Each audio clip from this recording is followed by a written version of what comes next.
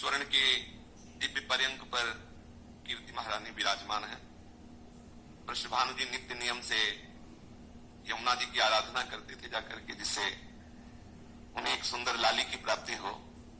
लाला की तो प्राप्ति हो चुकी है। श्री जी के एक भाई थे, क्या नाम था, श्रीराम। लाली की प्राप्ति के लिए आराधना कर रहे थे। यमुना जी में उन्हें एक प्रातःकालीन बेला पे सुंदर दिव्य कमल दिखाई दिया। इतना आकर्षण था कि वो कुछ विचार ही नहीं कर पाए। जे ही गए तो इतना तेज उस कमल में था कि वो देख नहीं पाए क्या, पर इतनी आसक्ति हुई कि उस कमल को ऐसे गोद में ले लिया और जैसे कोई आवेश आ गया हो, सब नित्य कर्म भूल गए। क्योंकि जब प्रेम का प्रादुर्भाव होता है तो नियम अंतर ध्यान करता है, और प्रेम की मूर्तिमान लाडली है तो सब नियम अंतर ध्यान भूल गए। अतिशय उमंग में वृषभानुपुर की तरफ, रावल कहते हैं महल को, राजा जिस महल में निवास करता है उसका नाम रावल होता है। रावल की तरफ कदम अपने आप चल रहे हैं, प्रेम विवश है। उन्मादकारी प्रेम श्री जी के चरणों से प्रवाहित होता है। सब प्रेम सिंधु मकरंद रसौग धारा, धारा प्रवाहित होती प्रेम। लाडली जी के विषय में कुछ बोलते बनता ही नहीं, किसी को नहीं बनता, बस सब चुप हो जाते। कौन रस बाड़े जा बोली वो भारी, ये कोई कथा भागवत नहीं है, ये लाडली जो है, लाडली जो बस फड़फड़ा जाते हैं सब। लाडली जो है 9 महीने से श्री कीर्ति रानी को आभास हो रहा है कि हमारे गर्भ है, इसलिए वो यमुना जी नहीं जा पा रही है और वृषभानु जी नित्य नियम पूरा। तो उनको जब कमल मिला तो विवश होकर के आ रहे हैं। उसी समय श्री कीर्ति रानी को कुछ आनंदमयी पीड़ा महसूस होती है। साधारण प्रसव की तरह वेदना नहीं, एक आह्लादमयी आनंदमयी पीड़ा। वृषभानु जी गए और कीर्ति रानी से कहा, आज मैं बेकमल मिला। इतना तेज, इतना आनंद कि कमल गोद में रखते हुए वो भी बेसुध हो गई। और जब सबको सुधाई तो कमल नैनी लाडली जुआ। ब्रह्म मुहूर्त का समय है।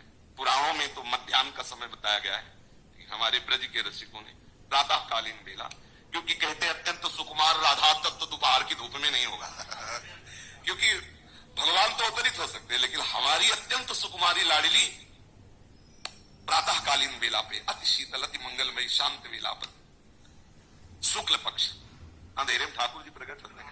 हमारी लाडली जो गोरी किशोरी जो शुक्ल पक्ष तिथि यही अष्टमी और चंद्रवासा सोमवार,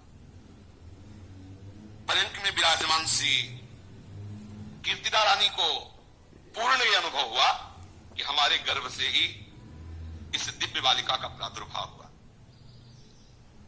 बहुत सी सुंदर सुंदर वृद्धा गोपिकाएं पीड़ा की सूचना सुनकर, आनंदमय पीड़ा की सूचना सुनकर आ गई, लेकिन उनको कुछ भी सेवा नहीं मिली, क्योंकि लाडली जो का प्रादुर्भाव उस कमल में पहले ही हो चुका था। निकुंजेश्वरी कमल में आके विराजमान हुई और फिर कीर्तिदा की गोद में आ गई। सब आश्चर्यचकित है, इतनी ज्योति, सबके नेत्र चकाचौंध है। जब लाडली जो प्रकट हुई, किसी के सामर्थ्य नहीं हो रही कि हमारी लाडली जी को देख पाओ, इतना तेज है। ऐसा अनुमान करो मानो करोड़ों चंद्रमा एक साथ उदय हो गए हो वृषभानु भवन में। अब श्री जी के आगे बस हम आप तो कोई सामर्थ्य नहीं, कवियों की तो कोई सामर्थ्य नहीं। कवि के लिए तो महाप्रभु कह रहे, देवलोक भूलोक रसातल सुनि कवि कुल मति डरिए। जैसे अभी हो रहा है, कुछ बोलने के समय सामर्थ्य नहीं रहती किसी की लाडली जी के विषय में। अगर वो फर्राटे से बोल रहा है तो अभी संबंध नहीं हुआ श्री जी के चरणों में, और अगर संबंध है तो फर्राटे से नहीं बोल सकता है, तो पक्की बात लड़खड़ा के गिर जाएगा, कुछ बोलना होगा नहीं, वो फिर वो सामर्थ्य देती है बोलने की। ऐसा लावण्य, ऐसी सुंदरता पूरे महल में छा गई। और पहले से ही दुर्वासा जी, श्रृंगी ऋषि, गर्भाजन जी, गर्गाचार्य जी, सांडिल्य जी, बड़े बड़े महापुरुष जो श्री कृष्ण जन्म उत्सव में ब्रज में वास कर रहे, वो सब आकर वृषभानुपुर को घेरे हुए थे कि आने वाली है लाडली। पहले से ही सब यहाँ वास कर रहे थे, आने वाली है प्यारी। जब प्यारे जो आ गए ना निकुंजेश्वर, तो फिर लाडली जी भी आने वाली है। जी ही भेरी बजी, मृदंग धुनी सुनाई दी, नगाड़े की चूप में जय जयकार होने लगा। द्वारपालों तक सूचना पहुंची, लाडली जी का प्रादुर्भाव हुआ। वृषभानु जी की लाडली प्रकट हुई है। संपूर्ण नगर में बिजली की तरह खबर फैल गई। श्री वृषभानु जी के महल में गर्भाजन, श्रृंगी ऋषि, गर्गाचार्य जी, दुर्वासा जी कुशा में सब जल लिए मंगल जल छिड़कते हुए, स्वस्ति वाचन करते हुए, बड़े बड़े जो है दिव्य तेजस्वी महापुरुष पधारे। वृषभानु जी तो आनंद निमग्न है कि अहो भाग्य, कैसे कैसे महान ऋषि पधारे हुए हैं। श्री किशोरी जी के दर्शन के निमित्त सब आए हुए, दूर से लाडली जी के तेज को निहार रहे हैं, लाडली जी की वंदना कर रहे हैं। पूर्ण रूप से दर्शन नहीं हो पाए, दूर से तेज देखा, क्योंकि पर्यंक पर लिए हुए कीर्तिदा रानी है। बस वो श्री किशोरी जी के नाम की महिमा का वर्णन करते हैं कि अगर कोई राधा नाम उच्चारण कर ले तो अखिल लोग चूड़ामणि लाल जी को खरीद ले, इतना धनी हो जाता है। राधा रूप की तो स्तुति ही नहीं कर पाए, राधा नाम की महिमा करके प्रणाम किया और वृषभानु जी से कहा कि आपके भाग्य का क्या वर्णन करें। इतने में महाराज वीणा की झनकार सुनाई दी। श्री देवर्षि नारद जी, जिस दिन से लालजू का प्रादुर्भाव हुआ उस दिन से नारद जी इस खोज में थे कि प्यारी जी कहां है। अगर प्यारी जी को पधारना है तो पहले से भूमिका तैयार हुई होगी ब्रज में, कहां पधार रहे हैं, बार बार ध्यान के द्वारा देख रहे हैं, लेकिन इनके ध्यान से परे श्री लाडली जो है। तो जब सुना कि वृषभानु के यहां लाडली जी का प्रादुर्भाव हुआ, सुनते ही अपार आनंद और खिंचे हुए वृषभानु भवन की तरफ सखियों ने रोक दिया कि बाबा अभी तो लाडली जी कीर्तिदा की गोद में है, सूचना दे दो, बस मैं दर्शन करना चाहता हूं। श्री देवर्षि नारद जी को वृषभानु जी लेकर के अंदर जा रहे हैं। कीर्तिदा रानी प्रणाम मुद्रा में होती हैं। सुप्रसन्न दृष्टि देवर्षि नारद जी की हो रही है। श्री लाडली जी पर दृष्टि डाली, छोटी सी गौर बदन, बिजली जैसी कांति, विशाल नेत्र, कान तक फैले हुए नेत्र श्री लाडली जी के। अलवेली सर खंजन मीन मृगज मद मेटत, कहा कहो नैनन की बातें। श्री लाडली जो ऐसे दिखाई दे रही मानो दिव्य तेजों में स्वर्ण से प्रतिमा रची गई हो, शांत, आंख मूंदे हुए, हिलना न डुलना बस ऐसे। अभूतपूर्व आनंद का अनुभव हो रहा है देवर्षि नारद के हृदय में। 2 घड़ी तक तो उनको शुद्ध ही नहीं रही, कुछ 48 मिनट तक तो ऐसे ही, बस जैसे मानो शिलाखंड हो।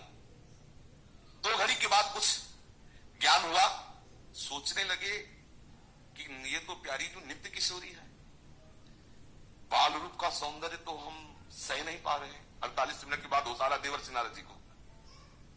ब्रह्मलोक, रुद्रलोक, इंद्रलोक, सब लोकों में गया, लेकिन कहीं ऐसी देवी के दर्शन नहीं थे जैसी मुझे कोई बेहोश कर दे, ऐसा मैंने दर्शन आज तक नहीं किया। महा अपार प्रीति उमड़ रही है गोविंद के चरणारविंद में इस बालिका के दर्शन से। आज तक कभी श्री कृष्ण के प्रति ऐसा प्रेम नहीं हुआ जैसा अभी हो रहा है। समझ लीजिए, लाडली जी की कृपा का स्वरूप होगा कि आप गोविंद अनुरागी हो जाओगे, और गोविंद अनुरागी का फल होगा कि आप राधा के बिना जी नहीं सकते। बस अब तो निश्चित हो गया कि रासेश्वरी पधारी है देवर्षि नारद जी को। ऐसा फिर सोचा कि अभी अवसर है, आगे तो नहीं अवसर मिलेगा। वृषभानु जी से कहा कि मैं कुछ एकांत में इस बालिका के मंगल के लिए अनुष्ठान करना चाहता हूं। कुछ क्षण का है वो मंत्र, पूरा अकेले में पाठ करेंगे हम, तुम बाहर हो जाइए। वृषभानु जी, अहो भाग्य हो भाग्य। वृषभानु जी बाहर हो गए, सबको बाहर कर दे, केवल बालिका अकेले गदगद कंठ से अश्रु प्रवाह करते हुए स्तवन आरंभ किया।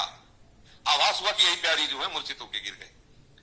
ललिता विशाखा जी ने विचार किया कि प्यारी जी दिन की प्रार्थना से प्रकट हुई है, पर ये देख नहीं सकते, तो जल्दी से प्यारी जी के गोरे चरणारविंद का चरणामृत लिया और नारद जी के मुख में डाला, छिड़का, तो जैसे किसी मूर्छित पुरुष को चेतना जागृत हो जाए।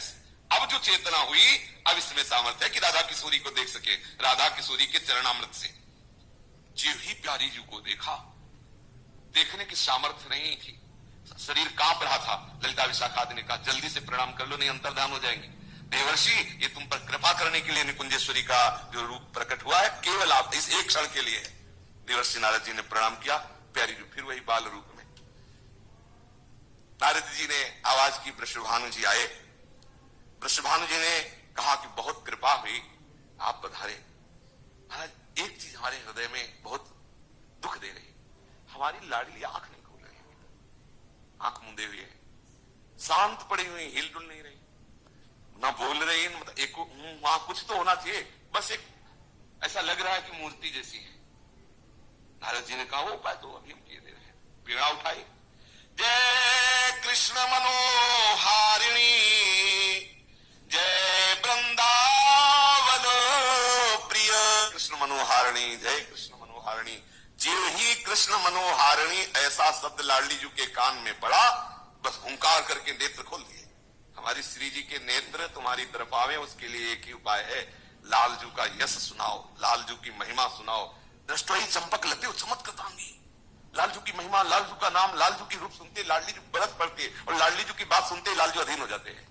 इसीलिए रसिक जल युगल चर्चा करते रहते, कभी प्रिया की चर्चा, कभी लाल की चर्चा, कभी प्रियालाल की चर्चा। नारद जी कृतकृत्य होकर के उत्सव में आनंदित हो रहे। अब ये सूचना जेहीधर लालिप का प्रादुर्भाव हुआ, तत्काल शीघ्रगामी घोड़े पर विराजमान होकर के एक दूत गया और नंदगांव में बताया वृषभानु जी की लाडली हुई, लाडली का प्रादुर्भाव हुआ है। देर लगी क्या, बाबा मैया लाला को गोद में लेकर के पधारे। सखी जन और ब्रजवासी जन आनंद मोद में भरे हुए उत्सव मना रहे। कोई कुछ वार रहा है। बाबा मैया ने सोचा वृषभानु जी के यहाँ कोई कमी तो है नहीं, बाबा से कई गुना संपत्ति वृषभानु जी के यहाँ है, हम लाडली जी के ऊपर वारे तो क्या वारे। बाबा है, ये भी नंदपुर के राजा है, अगर वो वृषभानुपुर के राजा है तो नंदपुर के राजा है, क्या वारे। तो उनको लगा कि लाडली जी के ऊपर वार में लायक तो केवल नीलमणि